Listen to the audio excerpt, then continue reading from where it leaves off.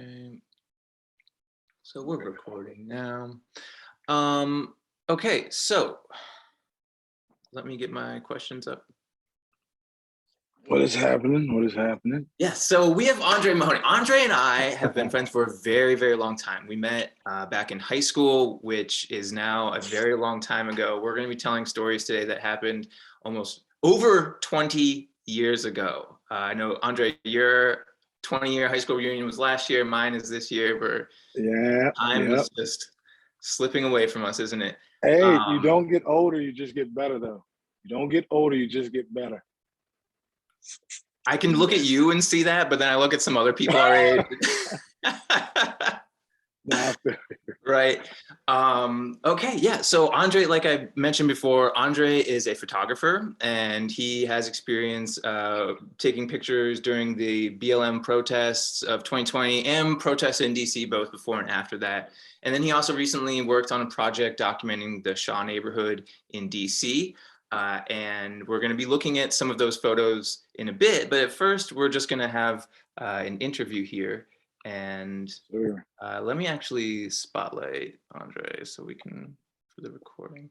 Yeah, my what's called, I don't have no laptop, so I had to just set everything up. So just work with people. But I'm here. All right.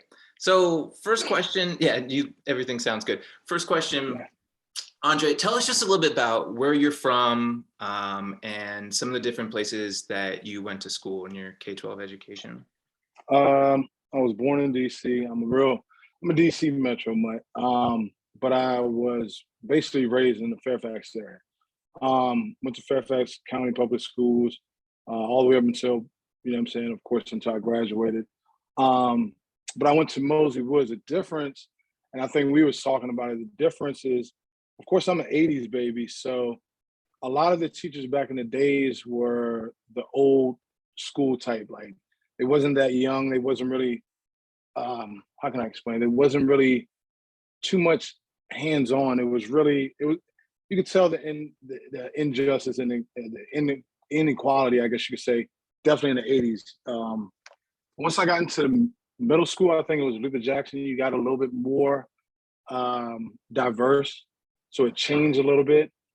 But it was weird because to me, that was the most diverse I've ever been. Once I got to Oakton, it kind of changed from the demographics of, it was predominantly white, and the demographics of the economy, I guess the social group was totally different, where I was so used to that diversity from middle school. Once I got there, it was real foreign to me. And I could tell that it was mostly about, lower class and of course higher class. And no matter if you was black or white, it just seemed, it definitely seems like it was a lot of inequality towards blacks and browns. But Chris, just like I told you, you hang around with me, even though I was a good dude, it was like, regardless if you hung with me or whatever, they just put the blame on you almost too. It was almost like that inequality almost affected you too. So I started noticing that, and just growing up in Fairfax, going to high school, especially at high school, a lot of people don't know it's a lot of racial discrimination going on, of course. And people like you who do have an open eye to other cultures and all that, they'll throw you in there too. You know what I mean? If they see me as bad, they'll see you just as bad. And I noticed that through a lot of my years in Fairfax. I can say that with the truth. Yeah. Right. So just to clarify, right, we're talking about Oakton High School here, and we're going to talk about this school for a few questions. Oakton High School is in Vienna, Virginia. The neighborhood right around Oakton that Andre grew up in is more of like a working class neighborhood. There's apartments and townhouses, but then when you get out into the more of Oakton and out towards Herndon, there's this neighborhood's called like Oak Hill. These are the 1%, many of these students, the richest of the rich, the biggest, mansion that you would only see in the movies. These were many of the kids that were attending the same high school as us. Yeah, so you mentioned, other people hanging around you might be guilty by association. Can you talk about more of your experiences in high school of injustices that you noticed or Oh witnessed? yeah. I mean, now, of course, you have social media. You got, when we grew up, of course, we didn't have these smartphones. So the injustice and a lot of the push forward, of course, to showing that in video form or whatever, we didn't have that. You know what I mean? We didn't have that growing up. So it was a lot easier to see, or I can explain a lot more, of course, than I could, ever do, of course, now, nowadays, of course, you can just show it off. But I mean, it goes from being racially profiled to being guilty of association. The last, what's it called? That last presentation of her talking about how, some people was getting expelled from like just a certain little stupid things, you know what I mean? Instead of actually having the evidence. I went through that the whole time through Overton. I mean, the whole time. You know how I am. I'm not the type that's gonna, kind of sit there. I'm kind of, rebellious type. So I do question a lot. And back then, not having that social media, not having that platform, and not having that video to actually show it, it was a lot easier for them to actually keep on doing it to me. You know what I mean? And so, I mean, I can go on and on. I got the, security called on me for no reason. They tried to throw me out a couple times. I think I explained that to you. A lot of the times, it seemed like they did not want to try to work with me, like whatsoever. All they wanted me to do is go ahead and try to either go for my GED or to go to the military. I think I told you that. And I noticed that a lot in Overton. It was a lot in Overton. It was just like, all right, either sink or swim, but we'd rather you go ahead and just, you know what I mean? Like get out of here if you got to. There was no real guidance counselor. There was no real help. And I'll never forget that. There was just no help whatsoever. And I'm a bright kid. It's a lot of bright kids out there that's getting neglected. You know what I mean? And now it's getting a little bit, it's a lot different because just like I said, you have these smartphones, you got social media, but the injustice back then was so easy to just kind of sweep underneath the rug. You know what I mean? Yeah. But thank God I'm a little bit rebellious, but I'm gonna keep questioning stuff. And of course I got a good head on my shoulder. I don't do too much, physical. So I just use cerebral thinking, you know what I mean? That's all I can do. Yeah. Do you remember any specific conversations with teachers or anything teachers had said to you that were unjust, kind of looking back on it? Yeah. I think I told you this story because I question a lot of things. I have to question. You got to question anything to get your answers. And I just remember my mom, of course, you know what I mean? Thank God I grew up in the household I grew up in because I grew up learning about the Tulsa. I grew up learning about Mensa Musa.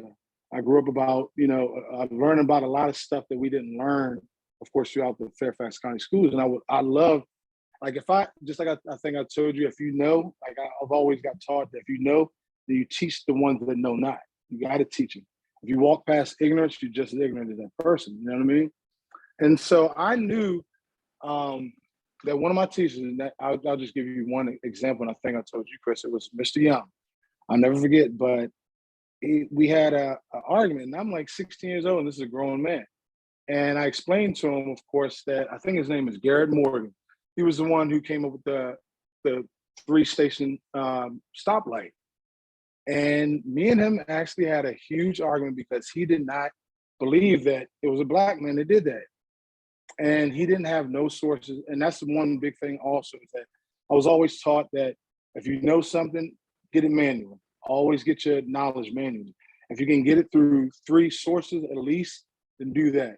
So I already had my answer and I knew that that's what it was. And he literally gave me a debate about the reason why he just did not believe it because he did not believe that it was a black guy who did that. And so that ever since then, that hurt me. I'm still 39 years old now. I'll never forget that. And we had a huge argument. I'm explaining to him exactly about this guy, Garrett Morgan. He's like, no, it can't be. It can't be. And I'll never forget that. And that's just one. I mean, this is just one example. I've had, plenty of examples, but that was one that always stuck with me. And then I remember I got so mad that one of my friends kind of pulled me back and I'm letting off like other inventions, of course, that black people made. And he just laughed at me and was just like, no, I know for a fact he hasn't did it. And he had no sources, no rhyme or reason exactly why he did not believe it. And it hurt. It hurt. Because even though you're an intellectual person, even if you feel you're intellectual, if someone knocks you down like that, it makes you feel real either dumb or, just it hurts. It hurts. It hurts. Mm-hmm. Especially coming from a person who's supposedly supposed to teach, Exactly, right. Yeah, that's Yeah. especially from a teacher whose job it is to support students Mm-hmm. on their journeys. Yeah, well. But stuff like that to me, even if you're a teacher, you have to, I'm glad I'm not that person. And I encourage all you guys, if you ever go through that, just get it manually, because you always find that truth somehow manually. You know what I mean? Yeah, definitely. And these are themes that we've discussed in the class about, and we'll be discussing more about, what's in the curriculum and the actual knowledge of the world, the disconnect that often happens between those two things. So there were negative experiences at Oakton. There were injustices.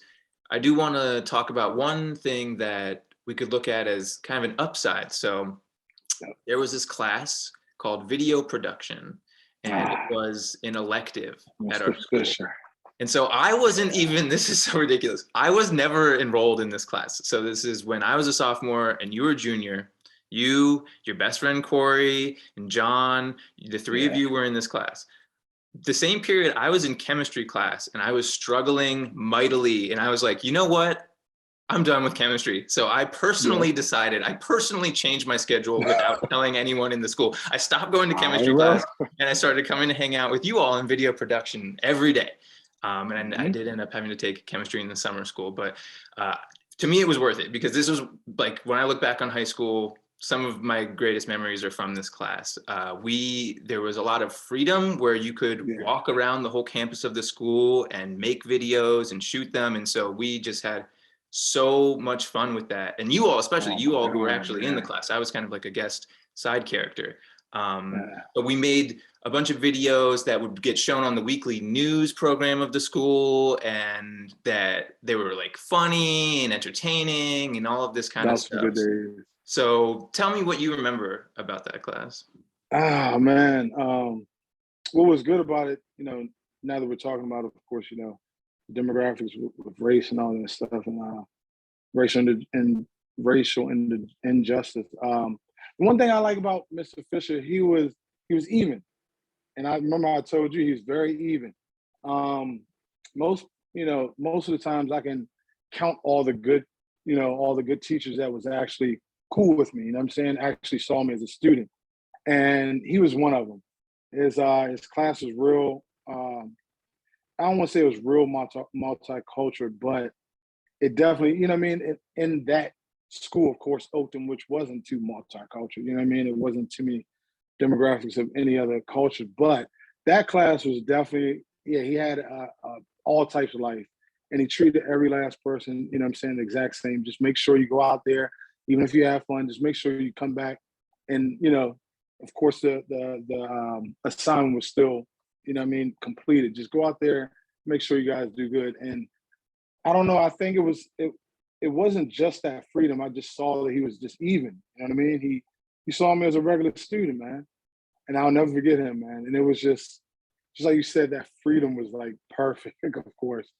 But he definitely taught you, I don't know, he definitely taught you equality, even though he wasn't teaching it. You get what I'm saying?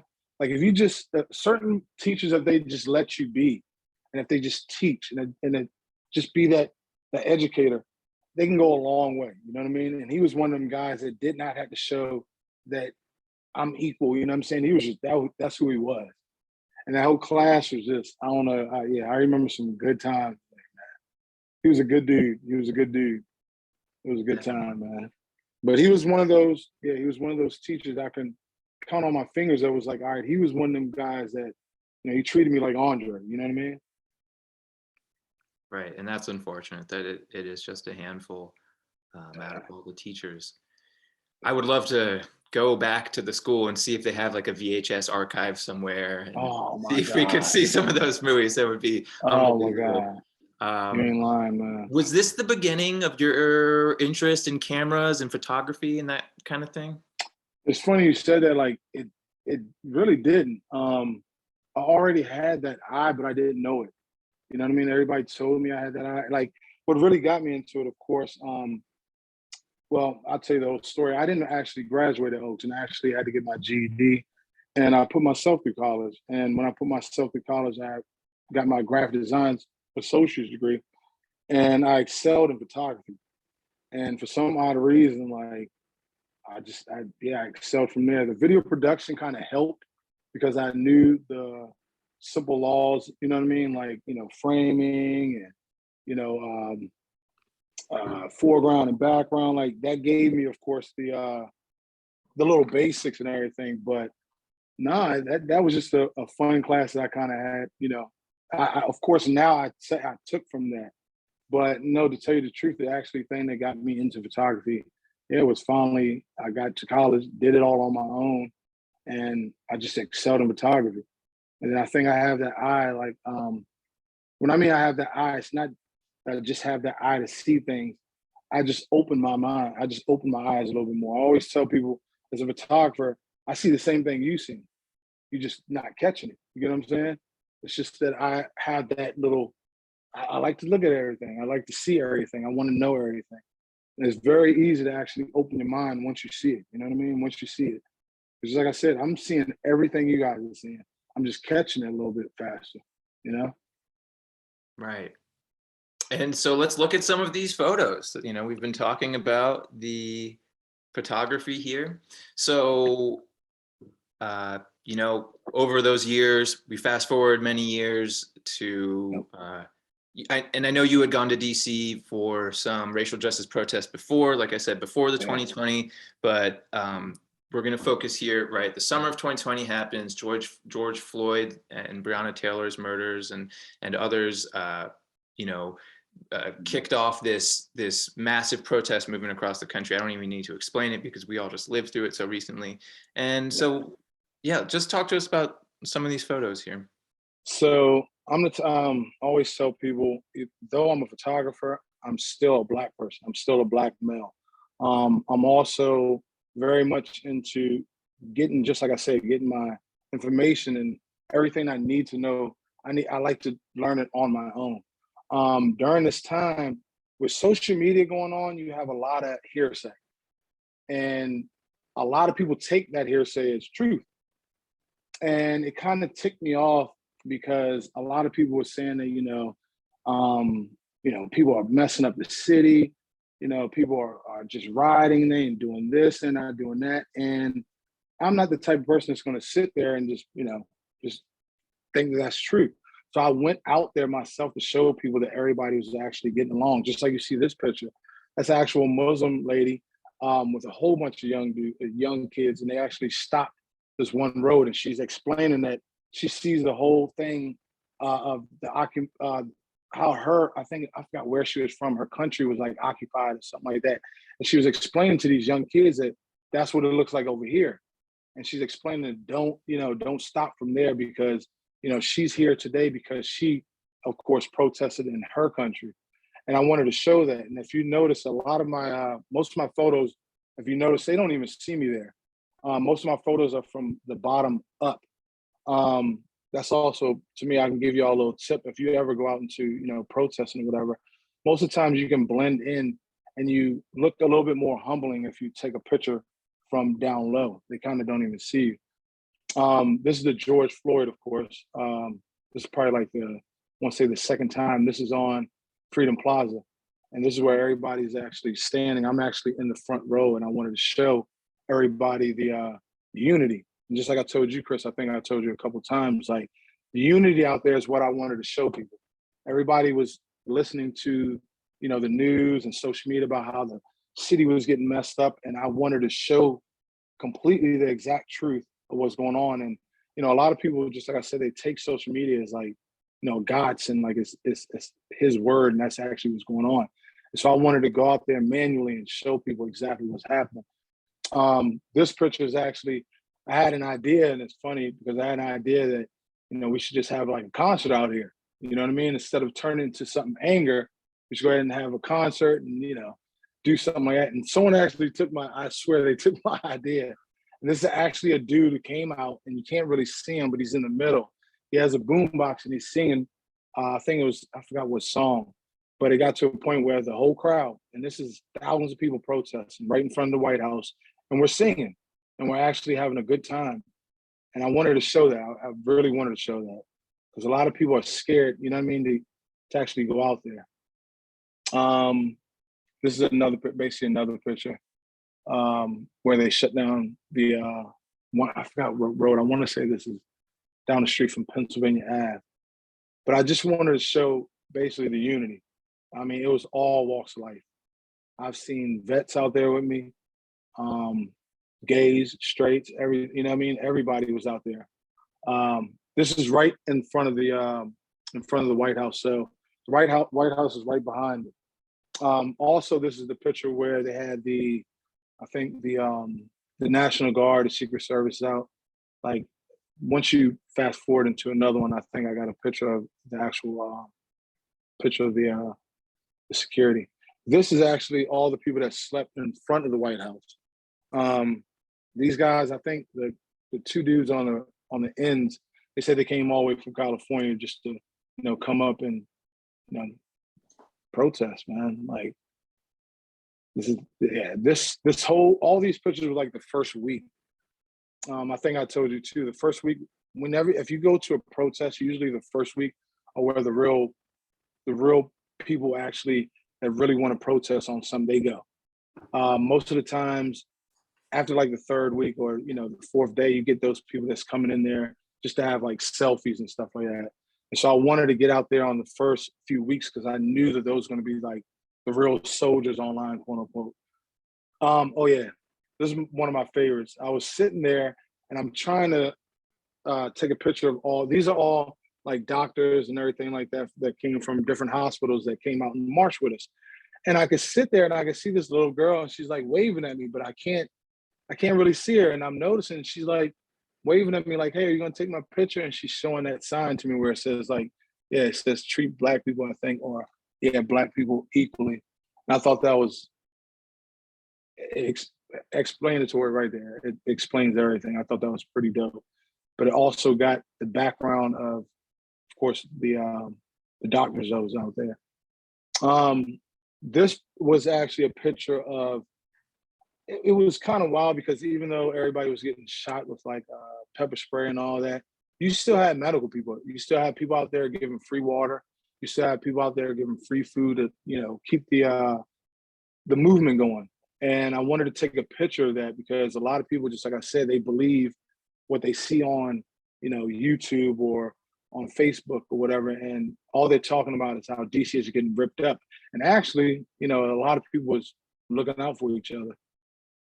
This lady right here was actually a lady from Colorado, and she was, you can't see the sign, but she has more, what do you call them, more names of other people from her place. I think it was in some part of Colorado. And she was explaining that they needed their names out, to say it out loud because all the way in Colorado, everything is getting swept underneath the rug. And she was explaining, she was actually crying. It was real deep, and I had to get that picture. And she was explaining about how one of her friends got shot up by a racist cop or something like that. And she was explaining that, they don't get no publicity whatsoever out there. And so she came all the way from Colorado just to, get on that bullhorn and tell everybody exactly, the injustice and inequality over in Colorado. I'm a DC person, so I had to take this picture. I thought, it was pretty cool because just like I said, I try to get out there and I try to manually show the people the truth, regardless if I got, hit with pepper spray. But everybody was talking about how, there was so much vandalism and all that. And I had to show that a lot of businesses, and I mean, even you saw the picture, a lot of, professionals was out there marching with us. And I had to show that. And you can see that, of course, right there, clear as day. This picture I thought was dope because I like to take pictures in the moment. I'm not real sharp and setting up everything. And I just thought it was pretty cool that in the middle of this whole huge, we're getting shot with pepper spray, and everybody is, standing their ground. And I just thought that those bushes full of roses and carnation, they was never touched. And I thought I don't know why I thought that was so cool that I should show that picture. And if you see in the background, of course, you see the whole protest going on, but you see these perfectly good flowers. I had to take that picture. I thought that was dope. Right there, yeah, that's 16th and Pennsylvania, or right where the president lived. And I had to show that unity, and I had to show that, that togetherness, that everybody was, was on one mission, and they was definitely there for a reason. And, I had to show. Did you climb on something? Sorry. Huh? Did you climb on something to get this photo? Yeah, like I normally, just like I told you, I don't like to take photos because from up top, unless I'm taking a huge amount of people. Usually, especially at protests, I try to blend in. And usually, just like I said, low photos, you can blend in because it's more humbling. And this time I just wanted to show the huge amount of people. And then of course I wanted to get that 16th Street because, anybody would know, that block is where the president lived. And so I had to get on something. Yeah, I stood on it was like a generator or something like that. And it came out pretty good. That was another, just like I said, I wanted to show how much unity was out there. Like, it was just, I was so angry that people was putting out these real bad, illustrations on what was really going on. And I was there, you know what I mean? And so I wanted to show that. And this was a picture of, it's a priest. The dude on the left, I think, was a Muslim. And then I want to say the lady on the right was Jewish. Then there was a couple of other people. All these people are not Christian. And that was the guy who was, that was the actual stairs. If anybody remember, if you ever heard on the news where he like got the riot people and he pushed all them people off the steps of this church just to hold up and do a little prop with the Bible. That's the actual church, and that's the actual pastor or the priest or whatever that was there. That he actually, they threw tear gas, moved all these people off his steps of worship just to make a little photo op. That was a church, and I wanted to show that, and I wanted to show the unity of, not just Christians, but every last person sitting in a circle praying, with each other. That was the National Guards. That was probably, I want to say, 5 yards, 10 yards away from the White House. And I just wanted to be writing them up. When I want my truth, when I want to seek my truth, I have to get it. And I want to get it, right there. So I had to be right there. And you can see that, even though I'm a photographer, first and foremost, I'm still there to protest what I believe in. So I was already on the left side, but that left side is obviously the protest side. The right side is obviously, the forces that be. And I wanted to take a picture right dead in the middle just to show people that, what's really going on. And you can see that still a separation. Nobody's, going crazy, nothing like that. Like, I don't know. I just wanted to take that picture just to show the truth. This is my most powerful picture right here. I have a lot of people that, ask me about this. I usually, just like I said, I usually take pictures below. But whenever I take pictures right in front, it's usually I'm trying to show the impact. And this speaks, I think, as loud as it can get. Most of us that was out there was talking about the injustice, of course, with the police force, with any authority, with most people of color. And I had to take this picture. Before I even took this picture, I was asking him, why was he here? I was kind of angry. I'm not going to lie. I was just like, you're a Black man, and, you're actually sitting here, and you're going against this. Like, what's going on? And I'm not even talking about like going against me as a Black man, but I was just like, why would you even be out here, defending a person like Trump? Because I'm not a Trump supporter. And he wouldn't speak to me at all. But the dude in the back was just grilling me, and you could tell he could not stand me. And so I wanted to get that contrast of, like, to me, he looks like he's a scared Black guy. and I wanted to get that. And I don't know. I think that's just, it speaks for itself. And I had to get that picture. You can see that he was just doing what he's doing, and yeah, I think that made a huge impact. You know, and in the moment, it's definitely, I understand, you know, you have that reaction of seeing another Black guy there on the other side and being like, you know, come on, this is, you know, you're supposed to be on our side. Yeah. With time kind of passing, have you thought about this at all differently in this guy's experience? The only thing, I mean, I'm a very smart dude, so it's not like it wasn't like I was ticked off at him. You know what I mean? I knew he was doing what he had to do, but that's the whole reason why I wanted to take that picture, and I wanted to talk to him right to his face, just so it can drill it in his head. You know what I mean? It wasn't like I was more like I thought that he was going to just be like, all right, you know what? I'm a Black man. I'm just going to take this off. I'm walking away. I knew he wasn't going to do that, but I just wanted to express, you know, more and more to him, like, look, man, you know what I mean? They still have you out here, and it's still going to happen. You know what I mean? Even if you walk away from this, even if you did walk away, if you listened to me and walked away, it's still going to happen. You're still going to be that Black male. You're still going to be me. We're still going to be we. You know what I'm saying? And it wasn't like, because I still feel the same way. And to me, I just wanted to drill a seed into his head to make him understand. You know what I mean? So I wasn't really mad at him, and I still feel the same way. It was just, I don't know. You know what I mean? It still baffles me, man. I took this picture because, like I said, most of the walks of life out there it was just everybody: gays, Blacks, transvestites. I mean, you could think of anybody that was out there that was marching with us, and I thought that it was just cool that those eyes are actually right there. Whoever put those eyes are actually looking towards the White House. I couldn't get that photo in there, but as I'm taking that picture, I thought it was almost poetic justice, or not poetic justice, but it was almost poetic that they're two. I think they're two women, yeah, and I think they're holding hands, and it almost looked like, you know, like the eyes was like looking at them. You know what I mean? Almost like I don't know. I thought it was just poetic. I thought it was a very cool picture because, of course, you know, you do have your people that are still, you know, not open minded to that, and I thought that was cool. That's self-explanatory. He was just standing in the middle, and I thought that was a perfectly good picture. No rhyme or reason, of course. It was just, that's how it is. So this is transitioning now. So those were the protest photos, and this is transitioning to the Shaw Project. This is a project you did in collaboration with the University of Virginia, Carter G. Woodson House. It's a Black history organization in the Shaw neighborhood in DC.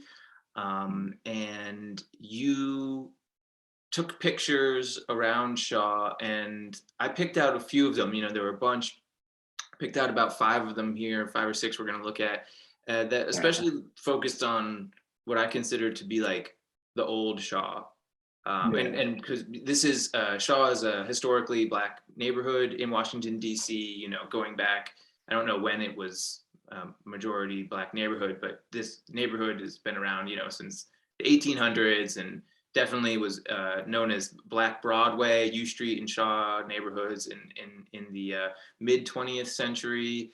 And then after the riots following Martin Luther King's assassination, this area experienced it's called different, like, urban decay, or lots of people moved out, businesses closed down and moved out, and a lot of resources were drained out of this neighborhood for a long time. So yeah, tell us a little bit about that experience. As you know, you already know, Chris. You know, my family's from DC. I was born in DC, so Shaw is beautiful. You know what I mean? It's gorgeous. But I wanted to try to, of course, you know, for this project, I wanted to try to get, of course, all you know, the pictures of the historically, like this, like Ben Chili Bowl, Lincoln Theater. They're all, of course, you know, well known in that neighborhood. Everybody knows that, even from back in the days, you know what I mean? That definitely explains, you know, that historically black side of Shaw. But it hurt me so bad because I can see that even though Shaw is still historically black, it's so gentrified. And you still have spots like this where they still have, you know, they'll show their appreciation of the culture that was, you know, once there. Well, it was there a lot more. But it got to a point where, yeah, all I could take was some, you know, structural parts, like of course Ben Chili Bowl and, you know, the Lincoln Center and all that. But most of it was so gentrified. It's kind of unrecognizable stuff for some. Of course, with the flower shop. But I wanted to try to get, you know, as much as I can, the just the feel, I guess you could say, because the feel is still there, but it's a lot that's going around. That's the Shiloh Baptist Church. I wanted to get that, but I couldn't get in. I wanted to get inside, and I actually wanted to get because they do a lot with the community service and of course with homeless out there. But during the pandemic, they closed, so I could only get the outside. But yeah, man, the gentrification of that area is so well known. The area is just changing. But I still got, of course, you know what I mean. That's the YMCA. I think the Hartley building, or yeah, that is the YMCA. Oh no, that's the Women's Center. But yeah, all I can say is that it's changing, and it kind of hurts. I'm not gonna lie, it hurts. So I just try to get as much as I could out of. Oh yeah, that's the Carter Memorial right down the street from his house. Um, all I can say is just, yeah, it's getting really gentrified. Um, it still has that feel, you know what I mean, and I love that. But as a DC person, it kind of hurts. It definitely hurts. Mm-hmm. And it's kind of wild because they still have like, I wish I could have took a picture because I could explain even more. They even have like the old historical, you know, signs like, yeah, sitting here, this is where this building is, and you know, this is historically black, you know, blah blah, and the building's not there. You know what I mean? The building is like a new apartment. Like, oh my god! Mm-hmm. And so it hurts a little bit, but I did get some pictures out there, and I wanted to try to get the feel, just like I said, of it now, I guess. But yeah, man, it's just kind of hurts. It hurts. Yeah. So, and for those who don't know, Carter G. Woodson, he's known as as it says on the memorial there, the father of Black history. He published a book in 1933 called The Miseducation of the Negro, and this was like a foundational book about Black history that was dispelling a lot of the myths and the just erasure that Black people had in their role in the American story up until that point. And he's just very, very highly regarded again, and that's the person who this story and he's lived in the Shaw area. And then this last picture here, I chose this. I think this really shows some of the kind of sickening tactics of gentrification here. So this is like 13th Street, U Street, and it's either like 13th or 12th or something like that, right around the U Street Metro. And this huge new condo building is called the Ellington, right? Named after Duke Ellington, the famous jazz musician who's from the Shaw neighborhood in DC. You can go, like you said, there's the marker outside of his house where he once lived, and you can go see that. And so they take this name of this person that's very famous from Black DC history, and they put it on a building where I'm sure very few Black people live, and the apartments are not accessible to the vast majority of people in DC. I don't even know what the price of them to rent or buy, but it's going to be high. Unbelievable. It's going to be high. Yeah, it's going to be high. They definitely use a lot of that marketing wise, and it's just like feels like, I don't know. It's like you're like it's an exhibit. You know what I mean? The whole Shaw is an exhibit to the world. That hurts. You know what I mean? And it don't feel right no more. And just like you said, from looking at that, you know, they just slapped that name on there. Of course, people's gonna come over there, and you got your your social medias and all that, and it's like that whole neighborhood is the gentrification made it a fishbowl to look at. You know what I mean? And it hurts. Mm-hmm. And so I don't know. But yeah, I had to get a little bit of that, man. Yeah. Oh, and I wanted to show, so I found, let me share this actually. Washington Post has a cool website that, okay, so this is, the Washington Post used census data to measure the percentage of gain and loss of different racial groups within DC. So over the past 30 years, since 1990, which I can't believe is 32 years ago. And so this is I've selected it for Black people, and we can see that in DC here, it's almost all in the lost, right? Just this Southwest waterfront area. This Oh is, man, it changed so much. and then, so what's really interesting is if we zoom out, we see where Black people have gone, right? They've literally been pushed out of the city to Into PG County, PG County, yeah. in these outer suburb areas where there's less access to resources and jobs and all of these kinds of things. And so, and then if we look at white, we see DC gained white people in that same track there, and that Shaw in particular is darker than some of the other outlying areas. Yep. Where they've and seen like always the Southeast side and the PG County side is, and if you notice, like I always noticed since I was even a young kid, you know what I mean? The demographics, especially the actual geographical demographics, everything is real hilly, very, very choppy. So it's almost like they already gave, the minorities the bad half of the DC. And now it's starting to spread out to the point that they even want to gentrify that. You know what I mean? And they want to push people out to more Oxon Hill. And now, if you ever, I don't know if you've been back down this way to see like the MGM now in PG County, right in PG County. So it's like, and the easiest way, and I've always noticed that the easiest way, if you want to demographically try to remove a whole race, is not to be all about race. It's just to raise the rent, raise everything else. You know what I mean? Raise the property. And of course, a lot of those people, especially out in that Southeast side, everybody knows that, that's lower income and all that. So once you raise the property, put an MGM and all that stuff up, they have to move. It's not like, okay, you Black folks, you Spanish folks, you lower income folks, you guys got to go because we don't want you here. No, you just put a Starbucks here, put an MGM here, and they have to move out. And then they move out even more into the PG County. So I've noticed that, like right after when we got out of high school, you know what I mean? Where, just like I said, the South side or the Southeast side was always, geographically, it was always hillier. It was always the worst part. So just like I said, they already gave that half of the bad side, and now they even starting to move that out there now. It's sad, and people got to start seeing that. You know what I mean? Mm-hmm.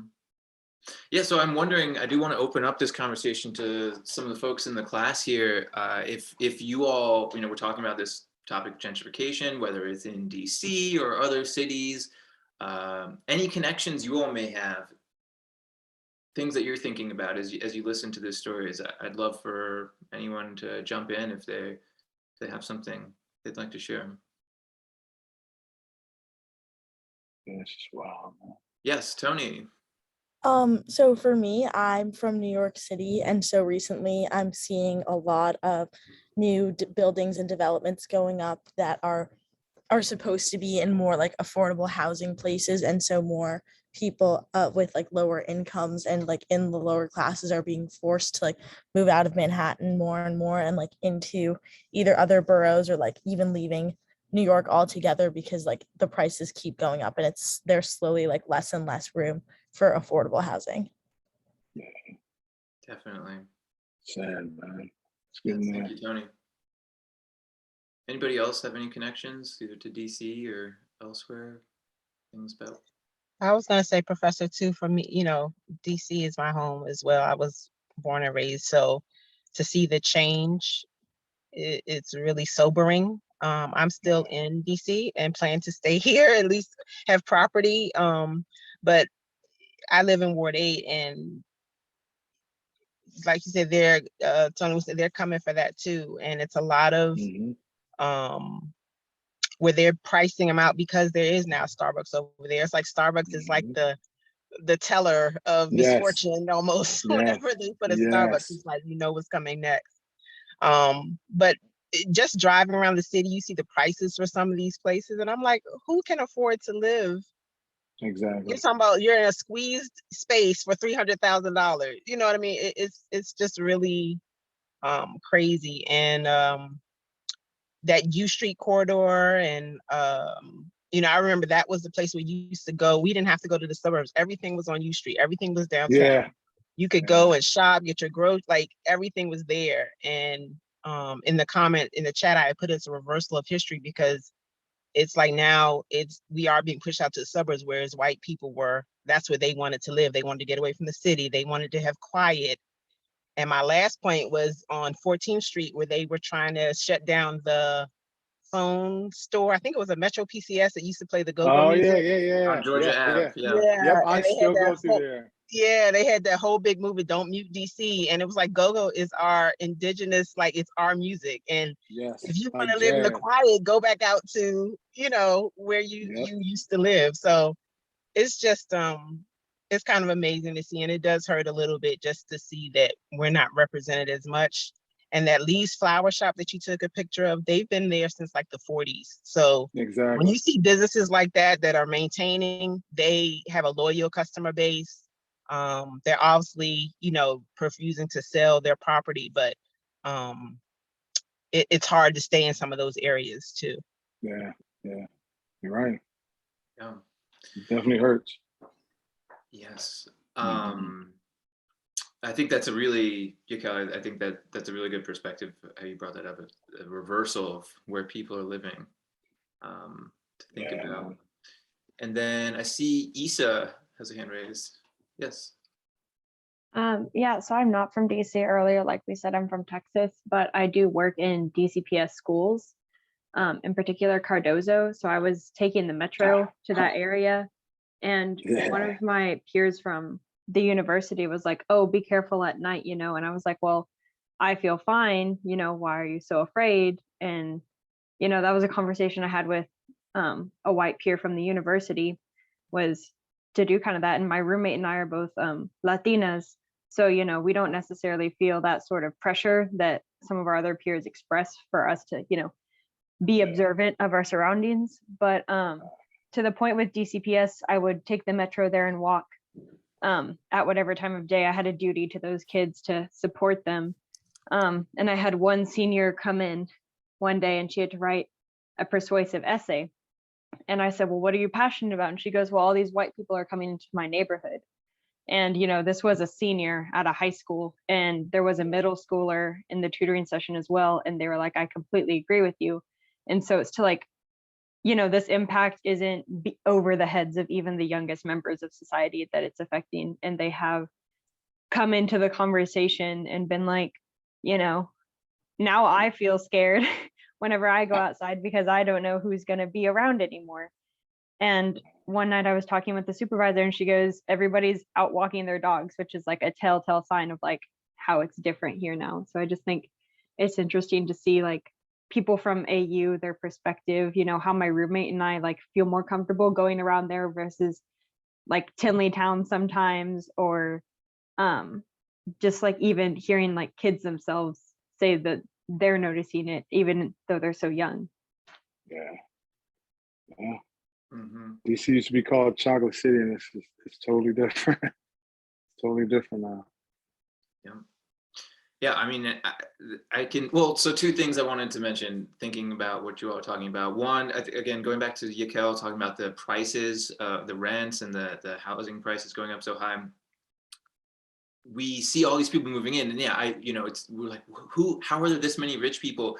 And especially if you know about the salaries of like political jobs are very low, right? So staffers on the Hill are making like $40,000 a year, but they're living in apartments that cost $3,000 a month. How is this possible?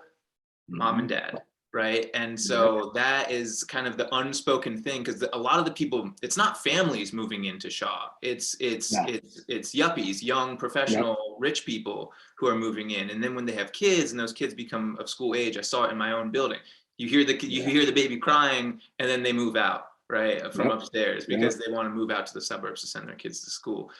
So we have this, you know, I don't want people to think that it's like the gentrifiers are not, that have not earned their wealth that they're bringing. It's family wealth and generational wealth. The vast majority of the time, of course, there's going to be exceptions, but the vast majority of the time, that's how it's working.